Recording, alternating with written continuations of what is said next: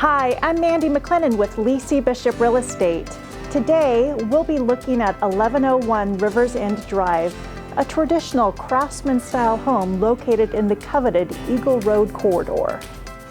Located on a premier south-facing waterfront surrounding, this home offers a peaceful, tranquil setting enjoyed by abundant wildlife right outside your back door. The Rivers End community is located a half-mile east of Eagle Road on land formerly part of the Williamston Quarter Horse Farm and has 13 groundwater-fed ponds that supply water for pressurized irrigation and recreational catch and release fishing for residents. This home features approximately 3,200 square feet, a split bedroom design, and luxurious finishes in the gourmet kitchen, including a butcher block, walnut wood island, high-end countertops, and birch hardwood flooring. Don't miss out on this opportunity. Call us today and schedule your showing.